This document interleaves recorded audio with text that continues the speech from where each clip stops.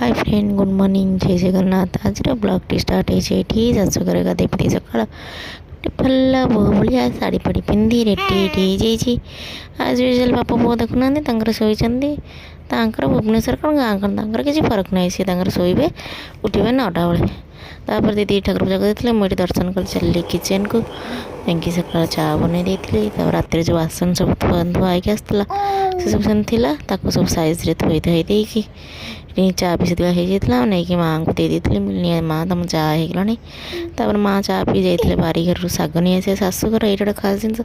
कि मैंने सब घरे शाग आवेलेबल सबुदिन मैंने शाग बारी शाग पुणी बहुत भल लगे ना बारी शाग टेस्ट ही अलग ब्रेकफास्ट जो पिठा था गरम कर खाई डुंगुल कहले ना मत इच्छा होनी मत छेना जान से मिठाटा मत दिए नहीं दे देती छेना गजा जब घर जान छेना गजा भल लगे से बाबा जब आसतु कि मुझे बाबा से छेना गजा ही नहीं कि आसवे आ मो पसंद कौटे भूलीगल मत कौन भल लगे भूलीगल कौटे लंच जेहतु गुरुवार तो सब साधा ये तो दीदी मोर बसीगलु लंच खायापाई शाकाहारी भोजन होता तो आम दीजा बसीगलु खायापाई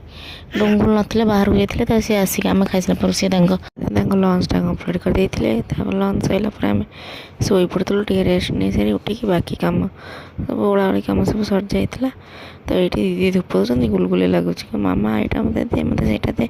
तो डिनर आज होता आम इडली पिठा को घुगुनी तो ये मटर आलू सीझी मुझे दीदी तुम सेपटे पिठा कर तो मुझे तरकारी करदिए तो ये मसला कषी कषी दे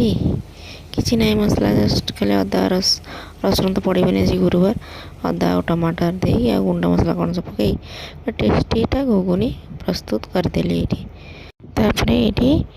तरकारी दीदी कस्तूरी मेथी पकई तरकारी को समाप्त करदे तो आम घुगुनी आ इडली रेडी एवं खाली डिनर कराटा बाकी अच्छे तो समस्त दे सारापर आम दुई प्राणी पुणी बसीगलु